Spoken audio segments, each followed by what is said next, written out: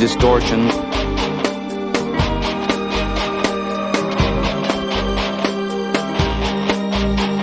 distortion,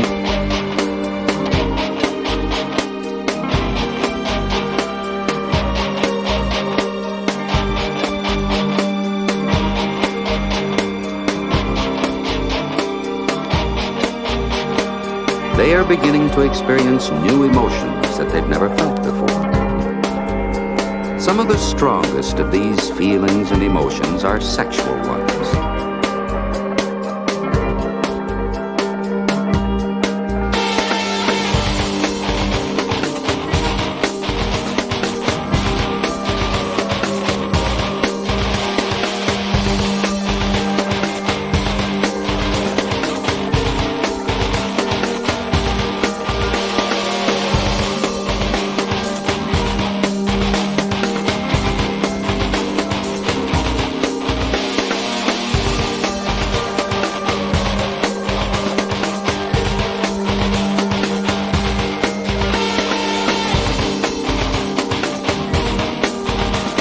Distortion,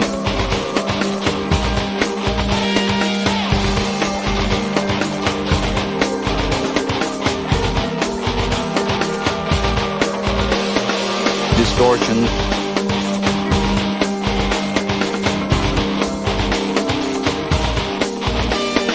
fantasy,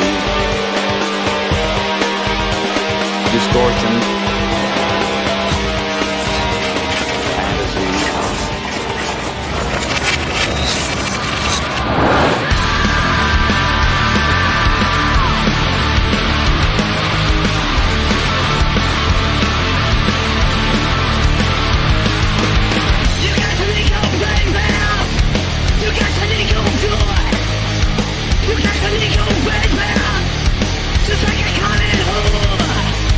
You got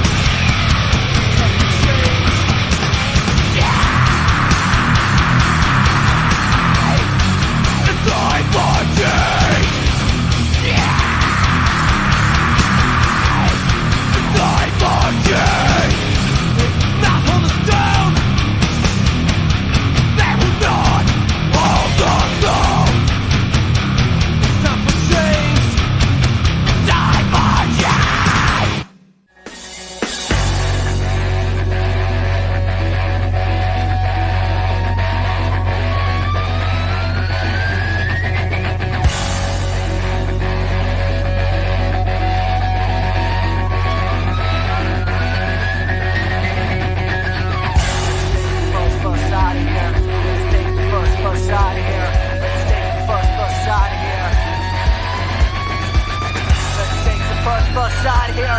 Let's take the bus side here. Let's take the bus side here. Let's go!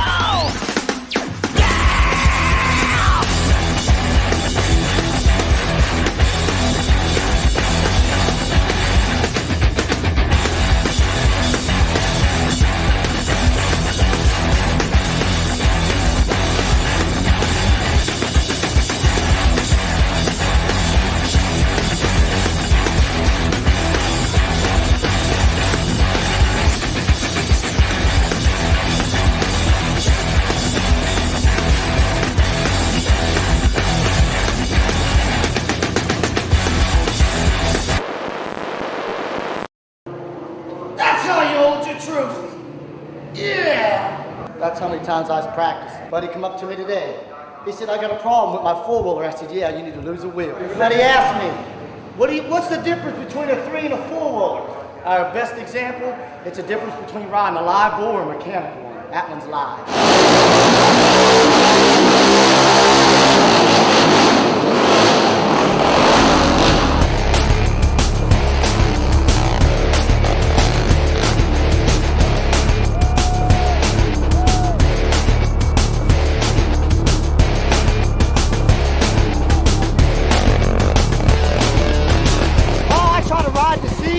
Lay on the seat and get a big old wheelie going that let her drop down.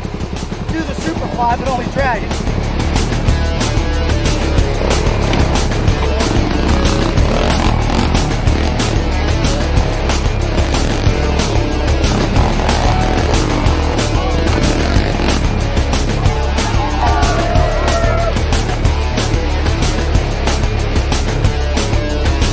Yeah, ready for action.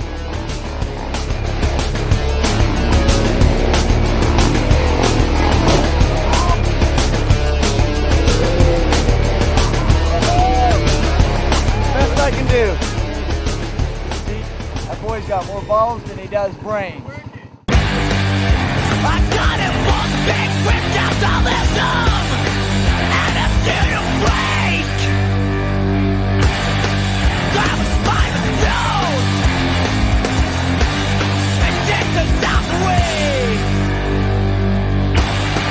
Human love is not commodity. Biggest statistics for me, but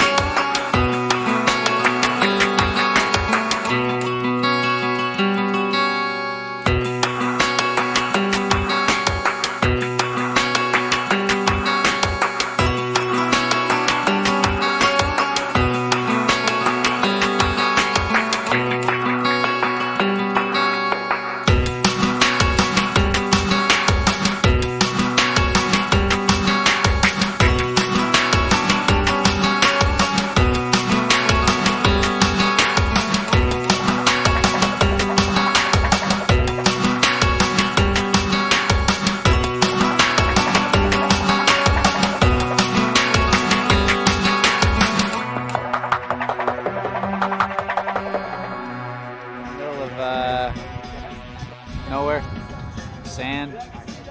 That's about it. On down.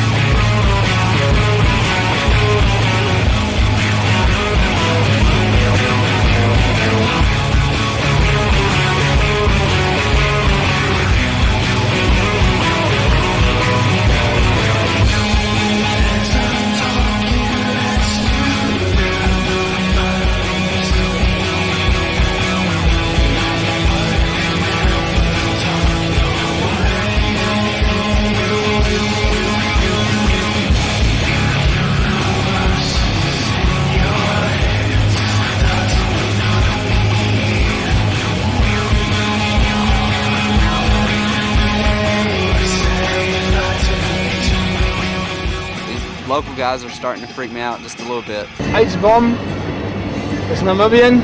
Massa Poes.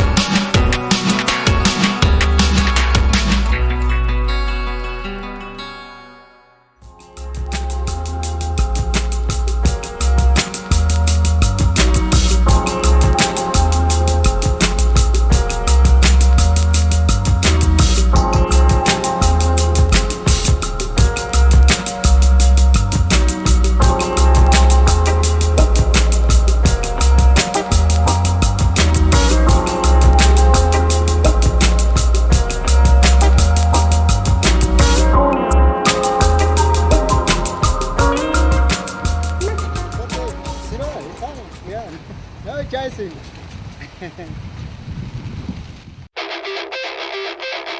Chaos and fuel will last up will rest with me without meaning like death are passing me by. Will the speed like seas of most who leave fields and fuel will last up will rest with me without meaning like death are passing me by. What's in a state of stock when so full with a blueprint days alive with open up. When you blink without a purpose in sight, just a job identity home for frustration. I try to get by. What's the meaning of life? What's the reason for time? I see full glances open my eyes. Something glow. I'm learning to pay off.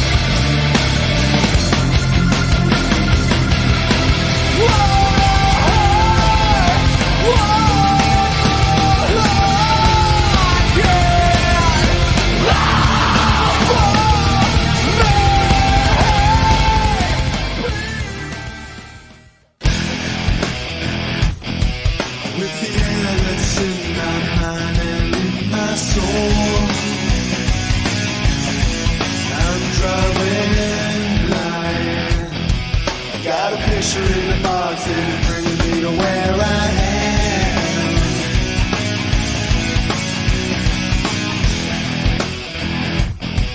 Yet the eyes of all are fixed on you and not me. For driving blind, and the first time will be the last time that you believe.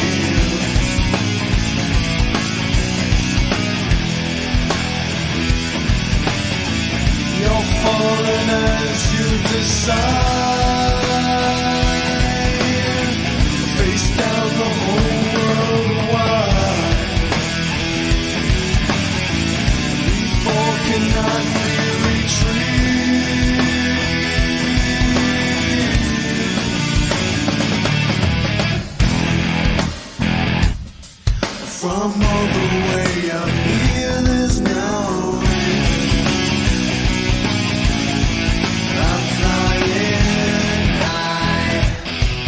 But the worst is never first, and the first will never set you straight.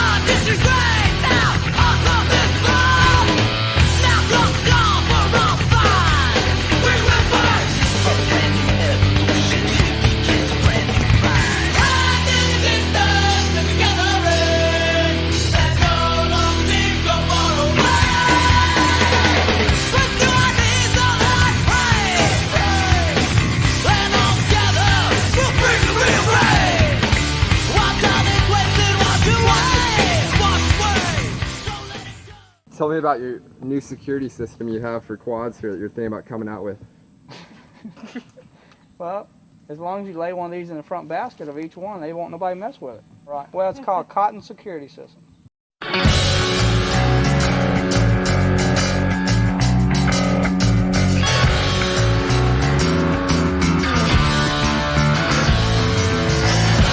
days and 40 nights since our last got me by. Hey now, what have we done? Money's on the lookout for number one.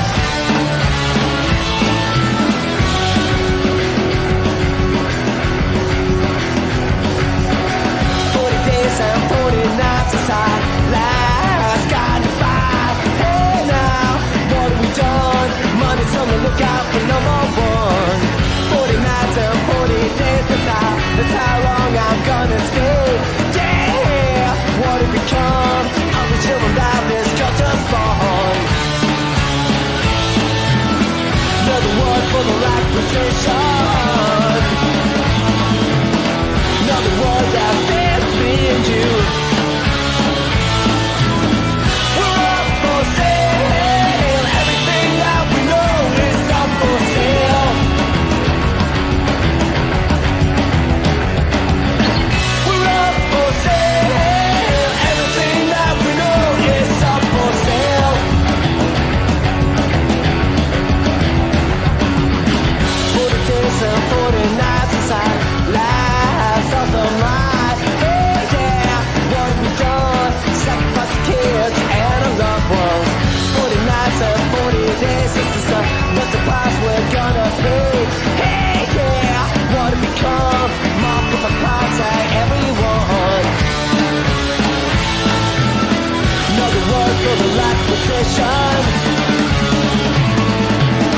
Another word that fits me and you. We're up for sale. Everything that we know is up for sale.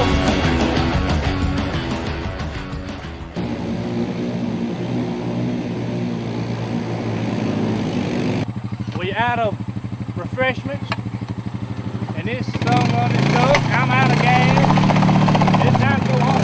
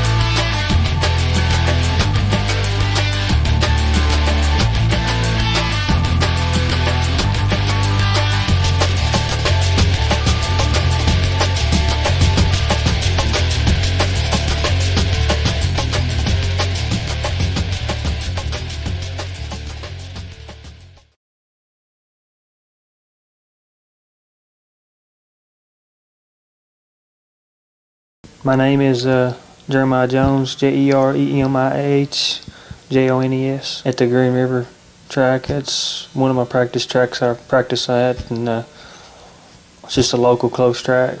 Yeah, the track's pretty cool. It's a supercross style. It's technical, and that's what I like. It's got good rhythms and good peaks on the jumps, and it's technical. It's definitely an A pro caliber track. Being on a film shoot it's tough because you're out there all day long in the hot sun, and pretty tough. It's pretty tough, knowing not knowing what really you want, just trying to relax and jump and just have fun, I guess. Just having fun and, relaxing and not having no pressure on you to having to race or anything. It's pretty cool. Being in the videos before is just, you get some recognition from it, especially from sponsors and stuff, but it's pretty cool when people come up and, know that you was in the video and they want to buy the video because you was in it. After winning the it was pretty neat because, it was kind of a big deal because, there hasn't been but a few guys win the thing. A handful of guys ever won it, and I don't know, it's pretty neat because they split the series, and I was the last Grand National champion of the ATVs, and that was a pretty good deal.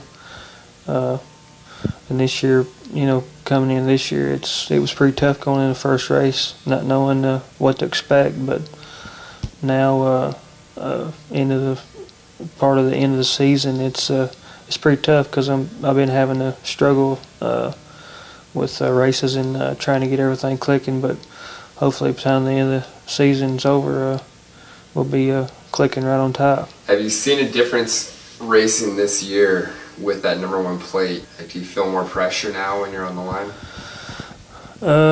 Feeling more pressure? Yeah, you feel some pressure, especially at the first couple races. But now that the series has got into, everybody's kind of relaxed and all the pressure's pretty much off, and now you just ride. Season's been going pretty well. Had some failures, engine failures and stuff because of mud races and stuff, but besides that, everything's been going pretty smoothly. Where I sit is I'm second in the points right now. I'm 8 points out of first going into the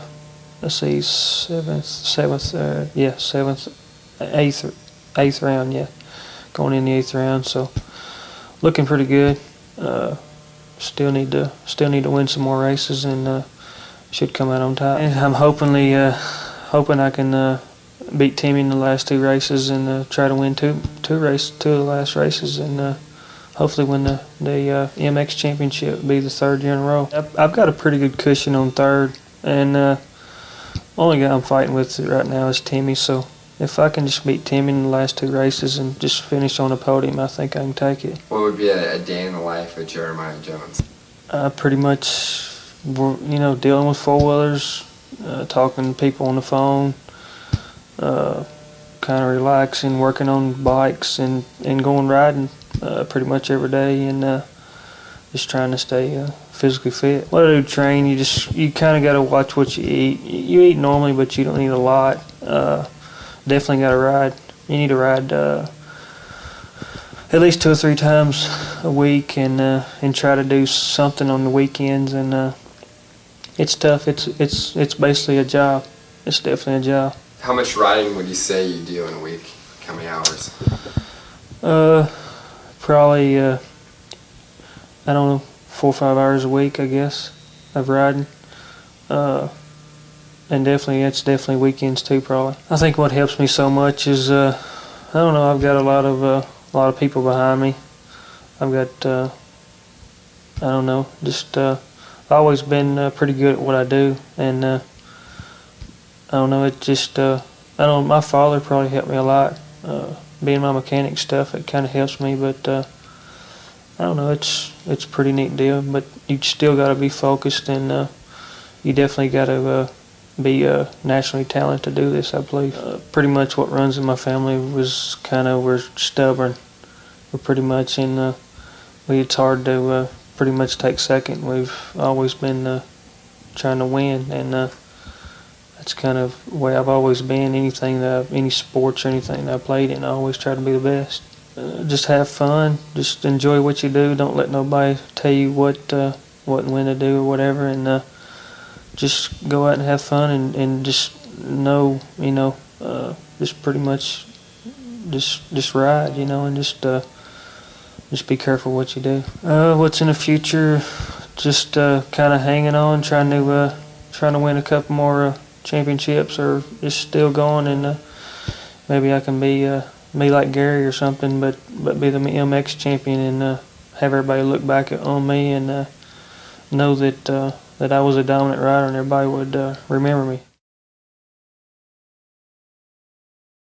My name's Keith Little, spelled Keiththlittle. This year I got to film with H-Bomb at Saddleback Race Park in Southern California. Then in February we got to take a trip to South Africa and Namibia. Got to see a lot of cool stuff, a lot of wild animals, and then we went up to Namibia. Had some of the world's largest sand dunes, and they were pretty awesome. Usually when I travel places like that, the food's always an issue, but the food in South Africa was actually pretty good. The people in South Africa was really nice. They was a lot like we are back in the U.S. And just the only thing that's kind of crazy is just all the animals, and they just don't have all the nice equipment, all the nice aftermarket products that we have here in the U.S., but they make do in their own way. Most of the places we rode at over there, the terrain felt like we were in Mexico or Southern California. Actually, it didn't really seem that much different than back home. It was just kind of dry, dusty. It was pretty hot, but we went to one track that was really nicely groomed, but all the other tracks were kind of run down and washed up and rutted out. Racing was a lot of fun, and then unfortunately we was doing a exhibition lap, me and Tavis was, and there's a double. I was the only quad out there doing it, and didn't go so well that last time I tried it, and I did an endo and flip, so I didn't get to ride the third moto, but fortunately I won the overall. I was pretty stoked with that. And Namibia, it seemed like we went to a place, I can't really say it, Swakopmund or something like that. It seemed pretty far out. We got off at the airport and all I could see was just sand.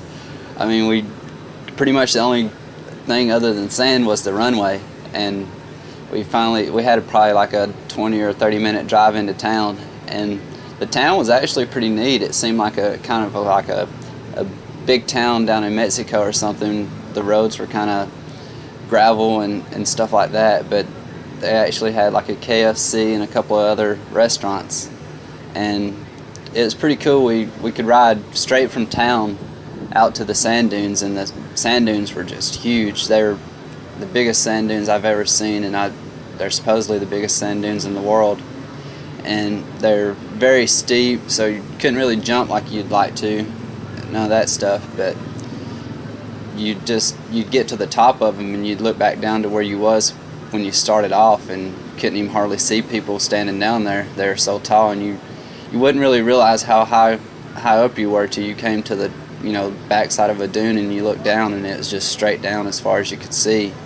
And when you're going down them, you'd be going just full blast, and when you get to the bottom it would be such a sharp transition that you'd just slam into the ground and bottom out real hard. The Cobras were pretty cool. I remember when we had the Cobras out there filming, I had on red gear. That thing always seemed to want to crawl towards me, and it was pretty mean looking. It's a pretty fat snake. But the gecko was probably the coolest thing. We got a little dune beetle and we put down in front of it and watched it eat it, and the gecko kind of just walked up there real slowly and just lashed his tongue out and just grabbed that little beetle bug, and it was pretty cool. And then the sidewinder, the little sidewinder snake, it was pretty neat watching it crawl through the sand, but I wasn't very impressed with the size of a sidewinder. They didn't really scare me that much. But and then in South Africa, when we was playing with the little tiger cubs, that was pretty neat. But you can't realize, I mean, these little tigers, Their Lions. paws, huh? Lions. Lions. They're not tigers. Lions.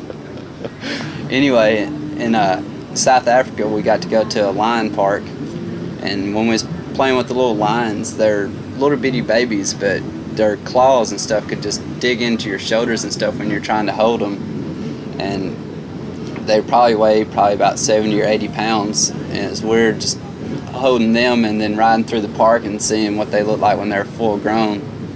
Is, you know, you didn't realize what kind of beast you're holding in your arms till you got out there and seen, like, you know, a full grown one. So far this year, the nationals have been going pretty good. The motocrosses, I had one DNF. I had a transmission problem, and it had to happen when I was running second. But all the other races have been going really good. I've been getting great starts. My bike's been working really good. The TT Nationals, that's a different story. I really came into that series thinking that, you know, I could have a shot at the championship, but been just having problems getting hooked up, getting good traction, and I've been struggling a little bit on TT, but, you know, I think I've figured some stuff out. Maybe I can get it a little bit better for the rest of the races, and then next year I think I'll be ready to go for that championship. My name's Sheldon Riggs. We're out here. I guess I got involved with Huevos by just like out of nowhere. My buddy jumps quads, and he's like, "Yeah, hey, we need a guy on a quad to do a Cordova," and I'm like, "Okay." And so I had this Raptor here. I intentionally bought it for my girlfriend for the dunes, and ended up borrowing it for a little bit. And we went up to California. Was our first shoot.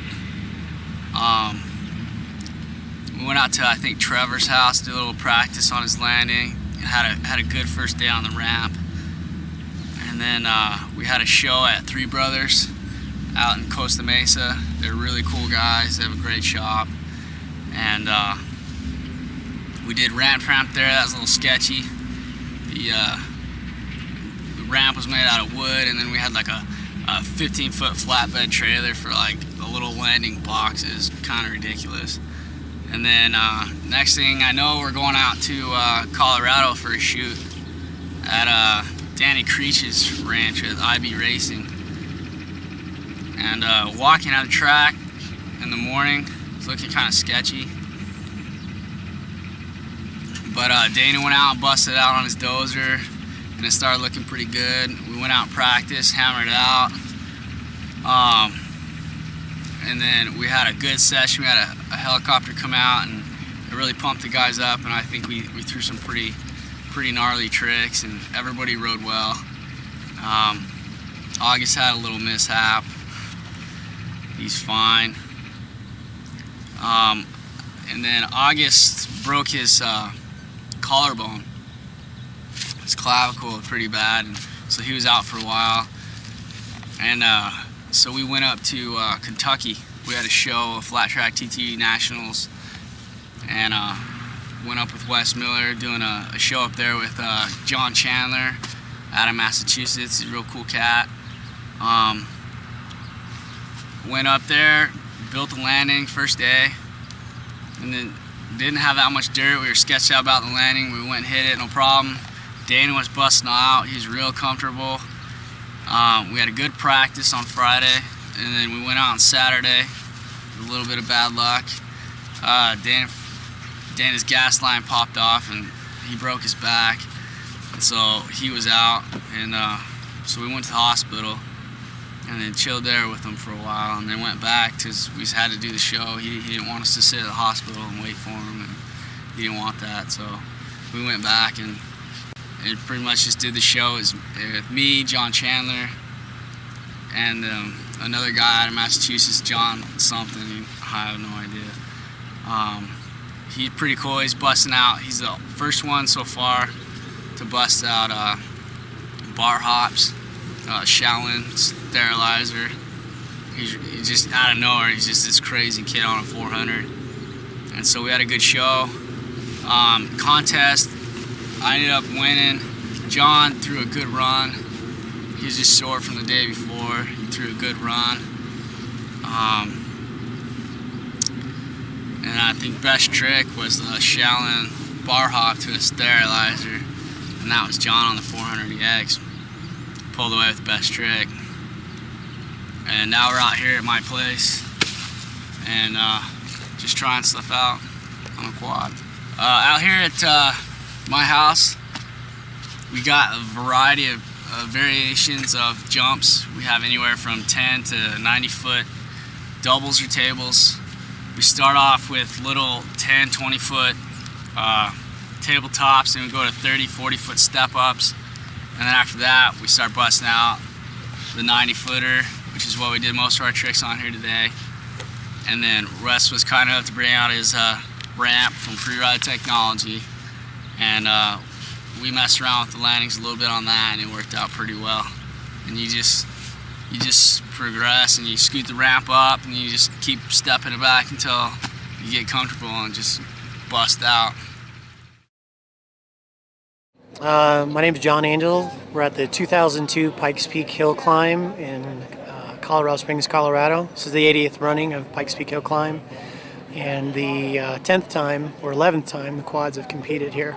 Pikes Peak's basically a road race up the mountain. It's a 2-lane private road that is usually a tollway for paying scenic tourists, and they shut it down once a year for us to just basically blast up the hill as fast as we can. There's asphalt and gravel sections. You've got to set up your bike, trying to figure out how much you want to be dominating on the asphalt and how much you want to be hooking up on the dirt, and vice versa. So it'd be very similar to TT setups. You're just lowering the bike down, getting the center of gravity down. TT style tires, Hoosiers, American Racers, things like that, sway bars, and pumping up the motors as much as you can before they become temperamental and just want to explode on you. It's pretty hair raising. You've got 144 turns you've got to memorize. There's no guardrails, so if you leave the road, you leave the road, and there's points there you could drop 1,000 feet if you left the road fast enough. So you always have to keep that in mind, and you're right on the edge. Try not to push too hard, but you always want to go as fast as you can. Bobby Parr, Pro Quad number 7. We're at Pikes Peak. Race day, ready to get this thing started. So how'd qualifying go? Qualifying was really good. The bike handled great, ran good. It was really fast. The road's slick this year, so I don't think there's a record in it, but everything was handling real good. I didn't feel like I was pushing it hard in any of the corners. I was taking it pretty conservative, and still won qualifying, so everything's going good right now. What's it like racing this event? It's different from anything I've ever done before, really. Well, 10 years I've done it. It's hard to get a quad adjusted to it because of the altitudes. You've got problems with tires, getting the right tire for the road conditions, because like on the bottom you have asphalt parts, and then up on the top you get into the slick marbles, and some corners you'll go into and it's just got a real good groove to it, a blue groove even, and then the next corner will be just gravel, just marble. It's hard to get through. It's hard to prepare for, because then you come back, you practice the top half, the first practice day, and you come back the next day and practice the bottom half, and then you come here race day. You don't even get to see the road, but you got to still go up it and try to go up it fast, just kind of guessing on what the road conditions are going to be.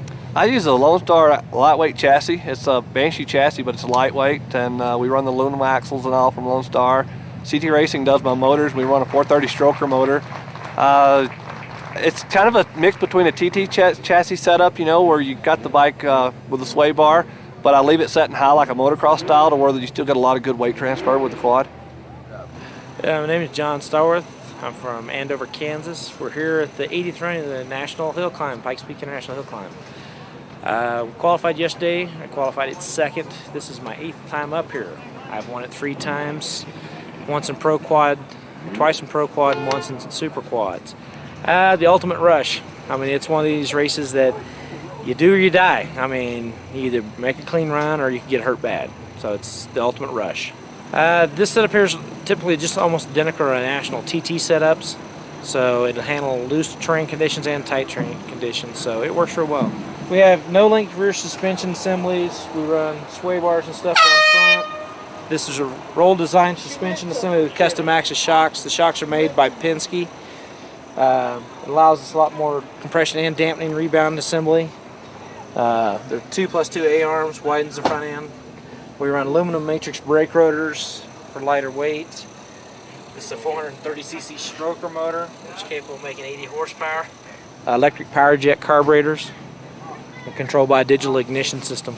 It did good. We took a Raptor up the first time up Pikes Peak, one of the only 4-strokes, one of the first 4-strokes up Pikes Peak, and it did very well. It's my 4th time competing. First time, of course, I had a pretty bad accident. Second time, I got 6th. Last year, mechanical problems put me to 11th, and who knows about this year. It was rougher than usual. A lot of washouts from rain and stuff like that. So they didn't groom it. You know, it was really slick coming up. One turn in the W as I spun out. Stallworth got the whole shot on me. And when he got the whole shot, I really thought he would ride harder than what he did. He held me up for probably a mile and a half. And finally, I just took the initiative. I said, you know, I got to get around him. I can't take this. And my Lone Star chassis works really good. So I just stuck it out in the marbles, went in the loose stuff, pitched it sideways, and just drove around him. If that don't make some footage on some ESPN or something, ain't nothing gonna get footage, because it was out there, kicked sideways hard. Went around him, and I guess I just blew away from him then, because when I went through engineers, I didn't, you know, that's the first place it's actually sharp enough you can look over your shoulder and see what's behind you, and I didn't see nobody. Where did you get by him at? It was just before engineers, right at Horseshoe. Horseshoe is where I actually went wide, went through the loose and passed him at Horseshoe. And I just railed it the rest of the way and rode hard. Like I said, I got in the W's, made a mistake, spun out. A couple of corners I could have charged harder, I didn't, you know. I'm to the top, you know, that's always a plus. The Lord got me here safely. And it looks like I got most of the field here safely, so that's a great deal. A beaver, not a beaver, what do you call that big? Marmot. A varmint. Marmot. Marmot, a marmot. God, right here at the top. Yeah, at the top on one of the straightaways, I'm just flying, and this dude comes out of nowhere, and then he decides he's where he don't need to be, buddy. He turned around and he roosted me. I mean, he was throwing gravel and rocks. I got plumb tickled and forgot about what I was doing. But he saved himself. He got out of the way. You know, I didn't change my line. But yeah, that's the only person that roosted me, and he roosted me pretty good, you know. Good for him. So, but that's good. When an animal roosts you, that's all right, as long as it's not another competitor. Yeah. Walk over to the edge and look around, and you can just see the beauty and the grandeur of this mountain. And I can remember 10 years, this is my 10th year to run this event. I'm the only competitor that's run at each event in the ATV division. And this is my 10th year. The first year up here, I can honestly remember riding up here on the top, because you practice the top section first. And I honestly remember thinking to myself, you idiot, what have you got yourself into? You know? And after that year, I've just fallen in love with the people and the mountain, and finally I think the mountain has accepted me and it lets me win. So I've got 2 wins, and hopefully today I'll turn out with another one, you know? It's just, I'm waiting on other times. Like I said, I got a 12:30.01, I think it was, which is about 20 seconds off of my record last year. Yeah, so, but it's a real slick road, so. Any problems with the bike? Oh no, my CT racing engine is just awesome, man. CT set my engine up for me this year. It has just railed more horsepower than what I had last year.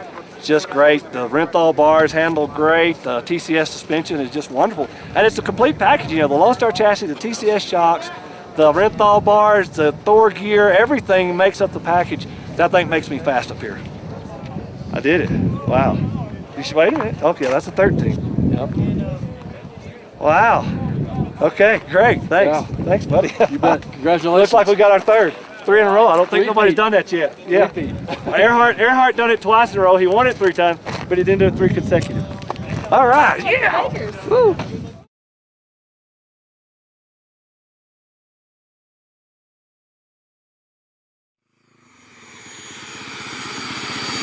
Thanks a lot.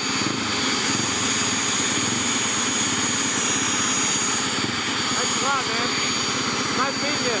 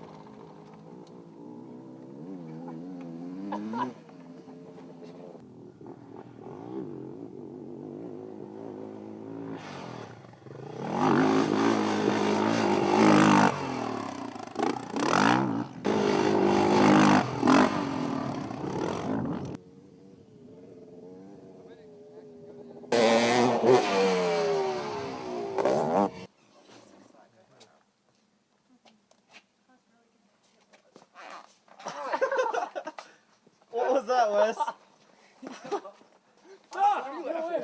saw him walking around. Get away, he already got me.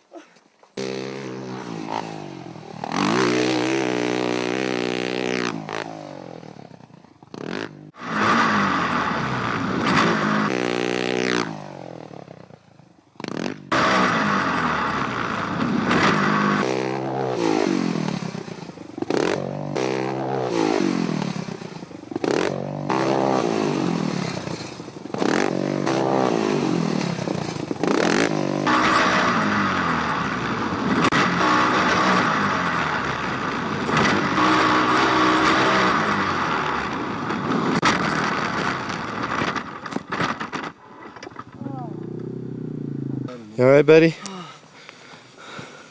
Downright skippy. Downright skippy? What happened? Trying to do McMets. Dude, yeah. Didn't get back on. Yeah, you didn't get your hands on, huh? Oh, yeah. Oh. Oh. What do you want me to do? Oh, that was broke? Oh, it broke my collarbone. How you feel? Alright. Alright. Holy shit. No, it wasn't bad. He just like, yeah, he's all, and like all the motion went forward and he just kind of rolled off. He didn't even run over or nothing. Just landed on my shoulder hard. Dude, that sucks. Where's the Advil? Oh, I'm not allowed to take it if I'm going to the hospital. You want a beer? Shut up. Man, dude, you like the hard luck kid, you and Derek. We're good. At least you didn't get new cuts on your eyes. Your face is all good. No, that's all fine and dandy. Did the bike even roll over? Yeah, dude, it like flipped a couple times, I think. I saw it go over once. Yeah, that was the only time it went over. Dude, this is gonna be a good footage. All these lines, they stick together in a what we call a pride. And there's normally a head male that will look out for the pride. And you'll see there's always more lionesses, female lions, and there's one dominant male. Yeah, you'll see a couple on the left. These are all females actually. I don't see a male. Thanks for the warning. A while ago, tourists, when they come to Africa, they think these big ferocious animals are just little pussycats, and one of these Taiwanese, Japanese or whatever tourists got out to have a closer look and pet the cat, and to his surprise he got attacked and eaten. When did the Chinese people get eaten? It was in 92. Did you get in there and play with them? Me, no. I never trust the lion, me. Yeah. No. Has any of the workers here got? It was who? It was Eric, ne? Eric, yeah. Yeah, it was Eric before. Eric? Yes. So there's no more Eric? No, no more. Okay, cool. I think Chinese is very long because all of them would turn to somebody as a customer, would not out in the car. So he out in the car, Chinese is out in the car, the lion is chasing. The two die, another one is dies for hospital. Yeah. Yes. Did y'all give them their money back? They get free admission? No. No, because that is it was their foot. Yeah. Our foot, yeah. Yes. They get out in the car, find the lion sleeping, and they kick in the head. They want to take a photos. It's not like a dog. Anything you want to tell the people in America? I love them. I wish I can go there and live there with them. Yeah. That is my dream country since when I was a kid. Why is it your dream? I love America. I don't know why. I just love it. Yeah, I love it. Don't you think they talk funny? But not all of them. Not all of them. I love them. I love Americans. Hop on, take it for a ride. Yeah. I was talking to the cat.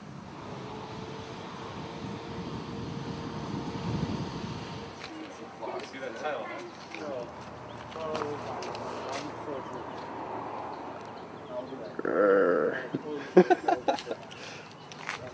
These pets are soft, Dan. Yeah. As long as you don't Got feel big like a old fly, paws, doesn't man. mind- he doesn't His mind paws like you as big as my hand.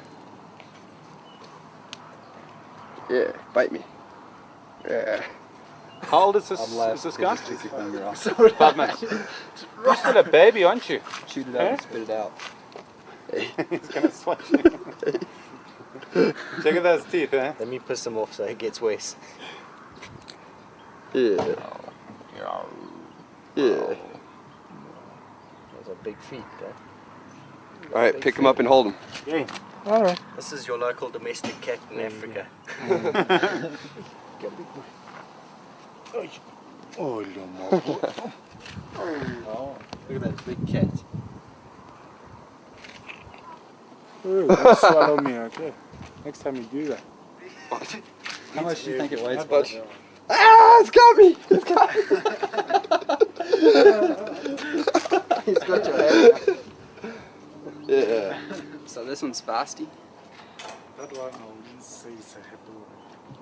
He's not happy. Very good. Okay. Does it like... Whoa! Hey, get that one. Okay, let's set this one down. Ground. Got him.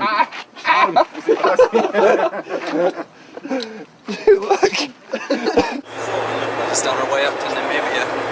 Do a little sand dune. What do you think about South Africa so far? South Africa's been pretty good. We haven't got to do much filming or much riding, but everything keeps tearing up on us, or I keep wrecking it. You know, it's rough coming over here to do stuff. What do you think about Namibia? What do you think it's going to be like? I don't know, just from the sounds of it, it's going to be a little bit rougher than South Africa, but maybe we'll have some good quads to ride up there, some good sand dunes to ride on. Pretty much all I've seen is sandy. So what do you guys think? Not a whole lot to think about. Rocks and tablets. A lot of sand. What do you mean? Where's it at? Everywhere.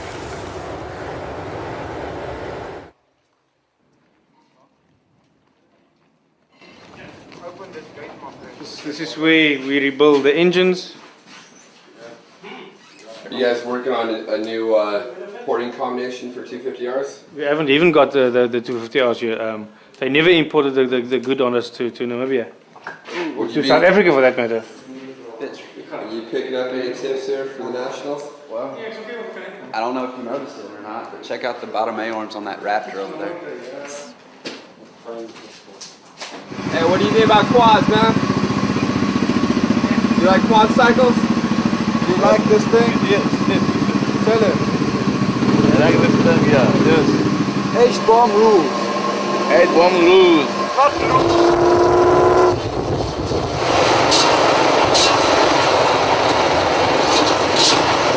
I'm just loading my film, getting ready to go for a little ride in a microlight.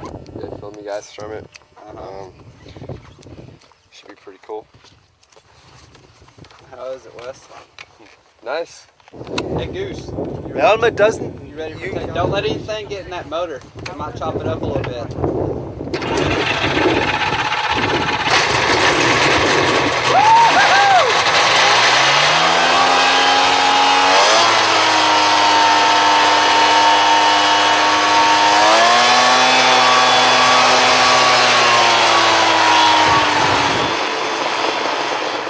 When the pilot's sketchy, you know about going up? Yeah. It's not a good idea.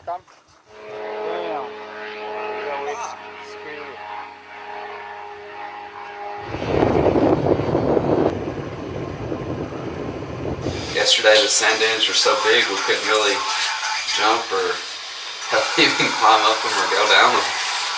They're real scary. On one side it's kind of rounded and the other side is just straight down to the bottom where it just comes straight down then flat.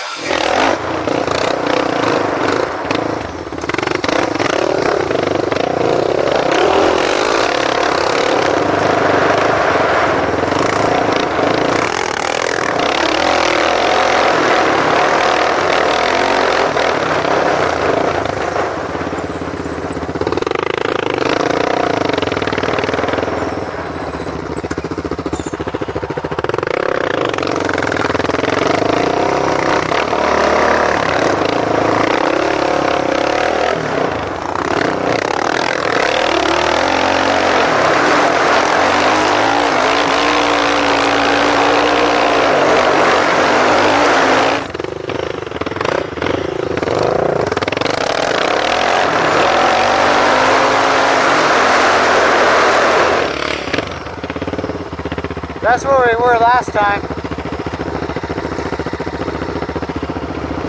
Remember, that's where we stationed, and that's where we went yesterday with the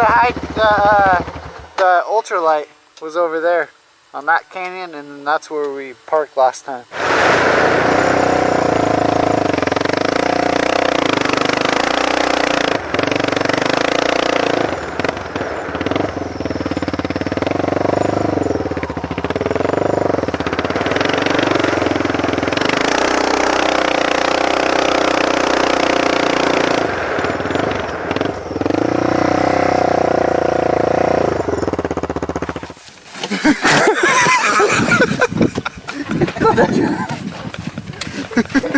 Fuckers. This is all or nothing. What's wrong, Tavis? What are those snakes called? Sidewinder. At that point, there's not going to be a whole lot to see, just a bunch of sand around your head. Yes!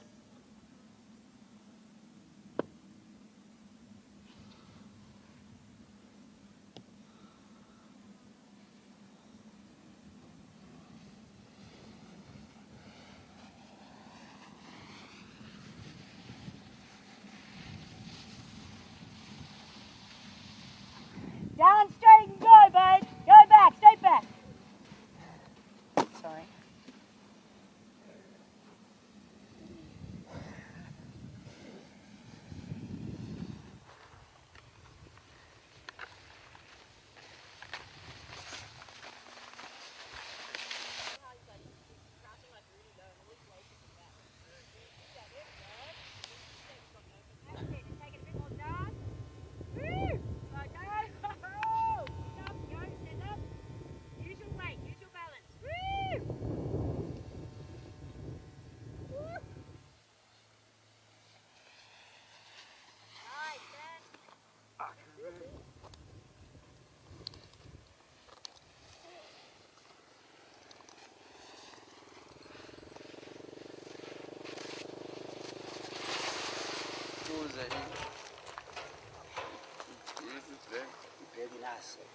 We started up. We need to get you to run yet.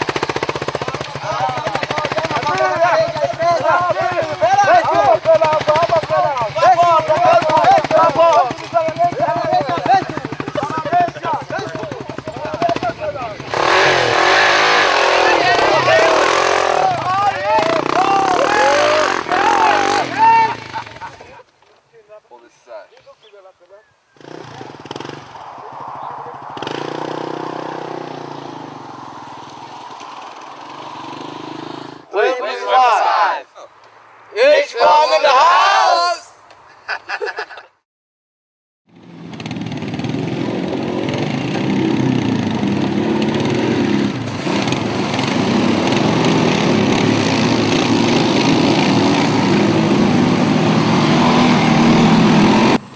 Got through having children early in life. How'd that feel? That fixed me up.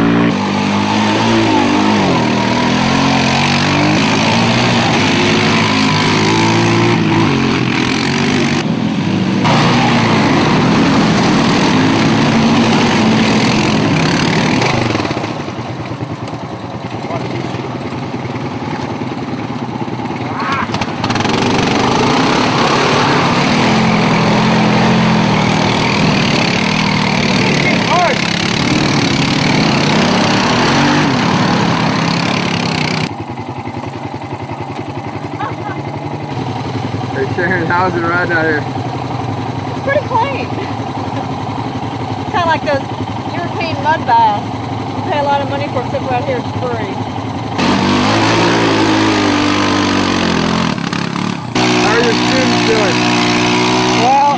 you got to give them credit. They threw the, you know, they got balls. You got to give them that.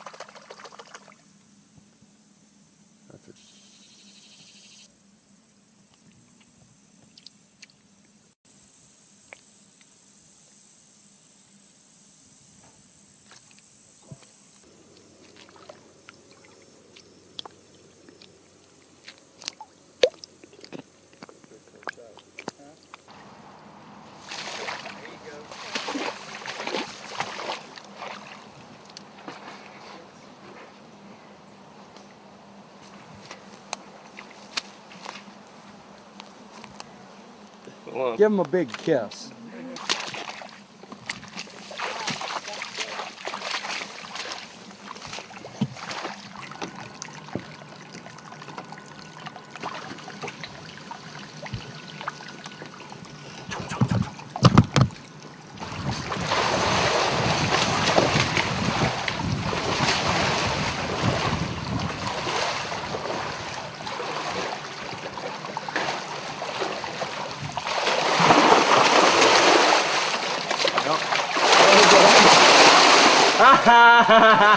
Get it!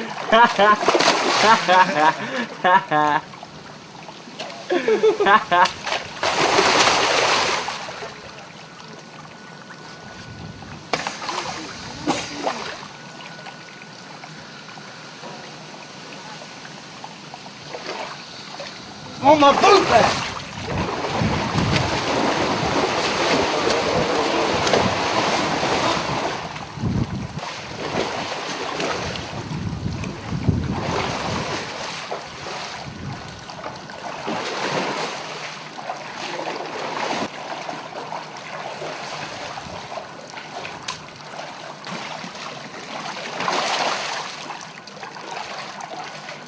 Come back. Don't you throw like an ass. Hold up.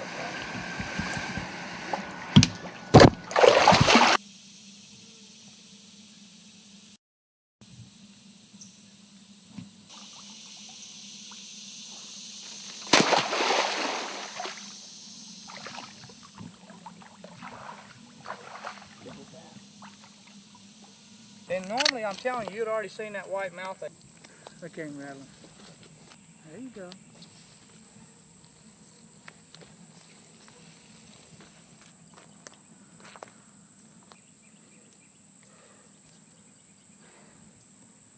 That's cottonmouth.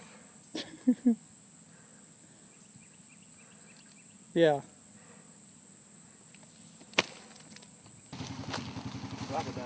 Now getting rid of him. Don't, Wes. I'll film, but don't come by me. Don't let him bite me now. All right, wait, hold on. I'm gonna put him in that rack. Just leave him. Okay, I'm biting at it.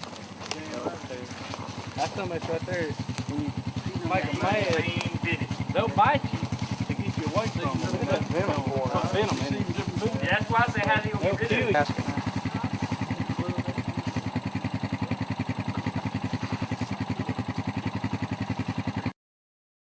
There he went.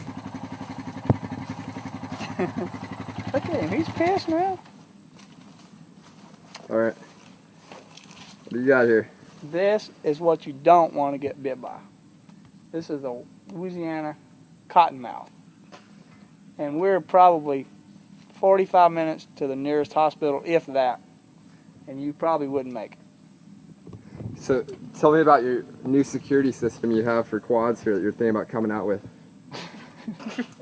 Well, as long as you lay one of these in the front basket of each one, they won't nobody mess with it.